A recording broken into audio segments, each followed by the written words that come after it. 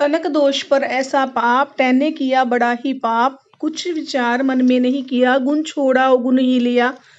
साधु को चाहिए शील स्वभाव से रहे आप, कुछ ना कहे औरों की सुन और सबकी सुन ले, औगुण तज दे। इतना कह लोमस ऋषि ने एक चेले को बुलाकर कहा, तुम राजा परीक्षित को जाके जता दो कि तुम्हें श्रृंगी ऋषि ने श्राप दिया है। भला लोग तो दोष देंगे ही, पर वह सुन सावधान हो, इतना वचन गुरु का मान। चेला चला चला वहां गया जहां राजा बैठा, सोचा करता था, आते ही महाराज तुम्हें श्रृंगी ऋषि ने यह श्राप दिया है कि 7वें दिन तक तक्षक डसेगा। अब तुम अपना कार्य करो जिससे कर्म की फांसी से छूटो। सुनते ही राजा प्रसन्नता से खड़ा हो हाथ जोड़कर कहने लगा कि मुझ ऋषि ने मुझ पर बड़ी कृपा की जो श्राप दिया, क्योंकि मैं माया मोह में अपार सोच सागर में पड़ा था, सो बाहर निकाल किया। अब मुनि का शिष्य विदा हुआ, तब राजा ने आपको वैराग लिया और जनमेजय को बुलाया। राजा राजपाट देकर कहा, बेटा गो ब्राह्मण की रक्षा कीजो और प्रजा को सुख दीजो। इतना कह रनिवास देख नारी सभी उदास। राजा को देखते ही रानियां पांव पर गिर रो रो कहने लगी, महाराज तुम्हारा वियोग हम अबला न सह सकेंगी, इससे तुम्हारे साथ जी दे तो भला। राजा बोले, सुनो, स्त्री को उचित है जिसमें अपने पति का धर्म रहे सो कर, उत्तम काज में बाधा न डाल। इतना कह कर धन जन कुटुंब और राज की माया सब निर्मोही हो अपना जोग साधने को गंगा के तीर पर जा बैठा। इसको जिसने सुना वह हाय हाय कर पछताए पछताए, सब बिन रोए न रहा। और यह समाचार जब मुनियों ने सुना तो राजा परीक्षित श्रृंगी ऋषि के श्राप से मरने को गंगा तीर पर आ बैठा है। तब व्यास, वशिष्ठ, भारद्वाज, कात्यायन, पराशर, नारद, विश्वामित्र, वामदेव, यमदग्नि आदि 88 सहस्र ऋषि आए और आसन बिछाए बिछाए पांत पांत बैठ गए। अपने अपने शास्त्र विचार विचार कर अनेक अनेक भांति के धर्म राजा को सुनाने लगे। इतने में राजा की श्रद्धा देख पोथी का आंख में लिए दिगंबर देश में श्री शुक जी भी आन पहुंचे। उनको देखते ही जितने मुनि थे सबके सब उठ खड़े हुए और राजा परीक्षित भी हाथ बांध खड़ा हो विनती कर कहने लगा, कृपा निधान मुझ पर बड़ी दया की, जो इस समय आपने मेरी सुध ली।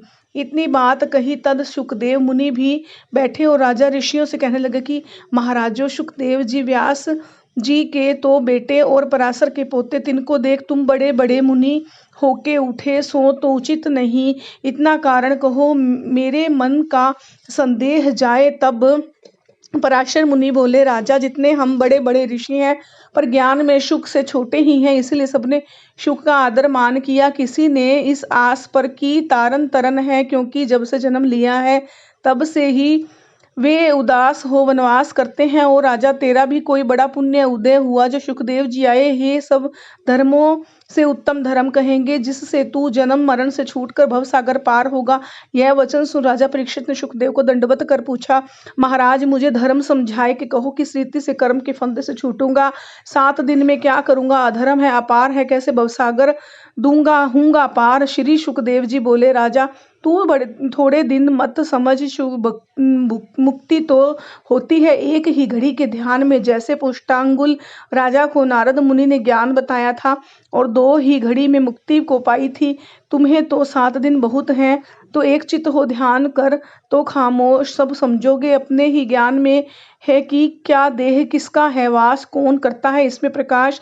यह सुन राजा ने हर्ष के पूछा, महाराज सब धर्मों से उत्तम धर्म कौन सा है, सो कृपा कर कहो। सुखदेव जी बोले, राजा जैसे सब धर्मों में वैष्णव धर्म बड़ा है, तैसे पुराणों में श्री भागवत जहाँ हरि भक्त यह कथा सुनावे हैं, तहाँ ही सब तीर्थ हो धर्म आवे हैं। जितने हैं पुराण पर नहीं है कोई भागवत के समान। इस कारण मैं तुझे 12 स्कंद महापुराण सुनाता हूँ, जो व्यास मुनि ने मुझे पढ़ाया है। तू श्रद्धा समेत आनंद से चित्त दे।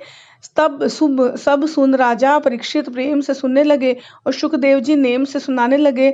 9 स्कंद कथा जब मुनि ने सुनाई तब राजा ने कहा, दीन दयाल अब दया कर श्री कृष्ण अवतार की कथा कहिए, क्योंकि हमारे सहायक हो कुल पूंज वे ही हैं। सुखदेव जी बोले, राजा तुमने बहुत बड़ा सुख दिया है। जो यह प्रसंग पूछा, सुनो मैं प्रसन्न हो कहता हूँ। यदुकुल में पहले भजमान नाम के राजा थे।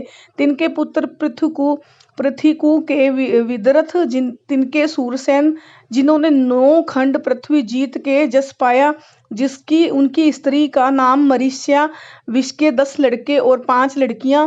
3 में से बड़े पुत्र वसुदेव, जिनकी स्त्री के 8वें गर्भ में श्री कृष्ण चंद्र जी ने जन्म लिया।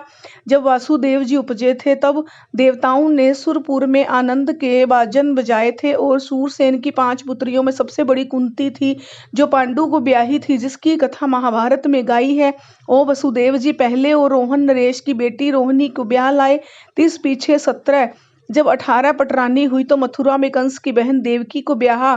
तहाँ आकाशवाणी हुई भई कि इस लड़की के 8वें गर्भ में कंस का काल उपजेगा। यह सुनकर कंस ने बहन बहनेऊ को एक घर में मूंद दिया।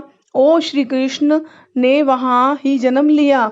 इतनी कथा सुनते ही राजा परीक्षित बोले, महाराज कैसे जन्म कंस ने लिया, किसने विषय वर दिया, और कौन रीति से कृष्ण उपजे आए, फिर किस विधि से गोकुल पहुंचे जाए, यह तुम मुझसे कहो समझ।